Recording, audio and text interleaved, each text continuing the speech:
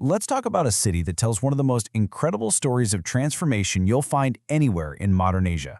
We're talking about a place that in just a few short decades went from a wartime flashpoint to this gleaming vision of the future. We're talking about Da Nang, Vietnam. To really get Da Nang, you have to wrap your head around this insane contrast.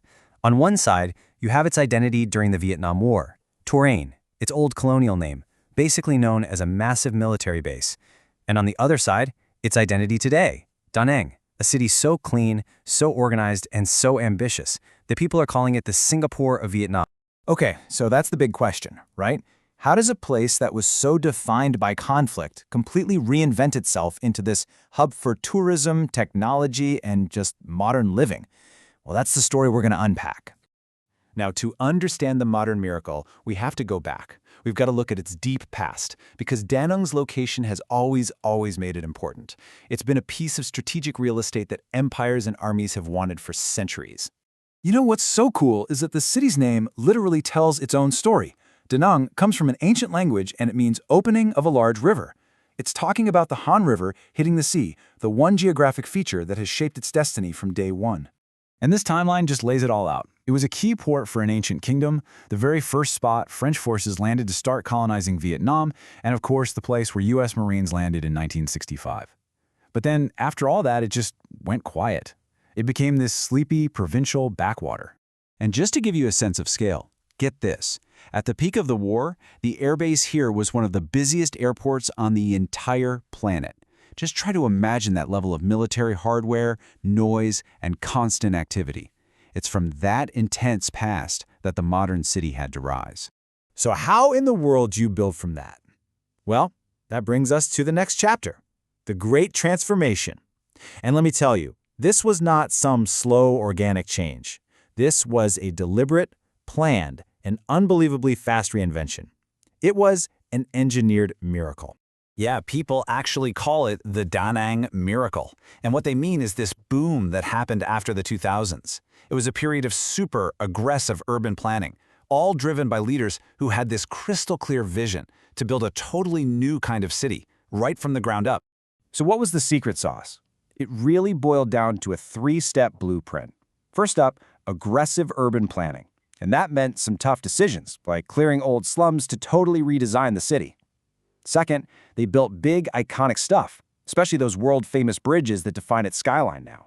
And third, they very deliberately branded themselves as a livable city, focusing on things like clean streets, transparent government, and green spaces. But look, this transformation wasn't just about pretty buildings and new roads. It created this powerful modern hub that's built on some really solid pillars, and these are absolutely crucial to its success today. And here's the proof in the pudding. Da Nang consistently ranks number one in Vietnam's Big Competitiveness Index. And this isn't just some trophy they put on a shelf. It means that businesses find it the easiest, most transparent place in the entire country to get things done. Good governance is truly at the heart of its economic success. So how do they pull that off? Well, they have this unique government model. To put it simply, they got rid of an entire layer of bureaucracy. By removing these district-level councils, the city's leadership can make decisions and act on them way faster and more effectively than pretty much anywhere else.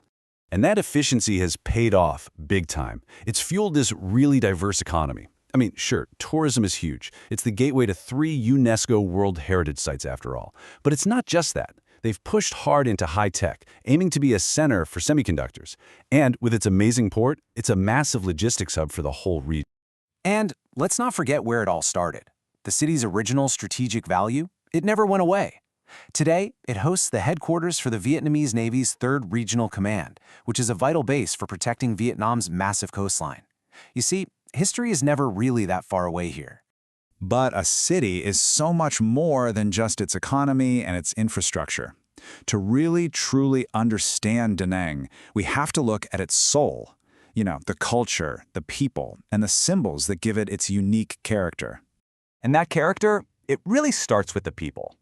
There's this widely held view all across Vietnam that the folks in Da Nang are some of the most friendly and hospitable in the entire country. That reputation for warmth is a huge part of the city's appeal. And man, has the city created some unforgettable modern icons. You got the Dragon Bridge, which, I'm not kidding, literally breathes fire and water on the weekends. There's the incredible Golden Bridge, which looks like it's being held up by two giant stone hands. And of course, Maikei Beach, just a stunningly beautiful stretch of sand that defines the whole coast.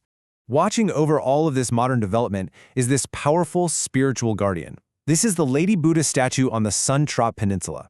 It's 67 meters tall, the tallest in all of Vietnam, and it just gazes out over the sea. It's seen as a protector of the city and its fishermen.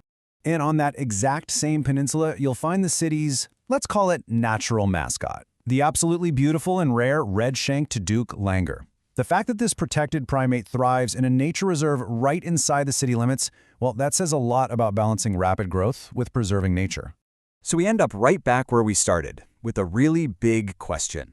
When you look at its clean government, its diverse economy, and its focus on being a great place to live, you have to wonder, is this city more than just a success story?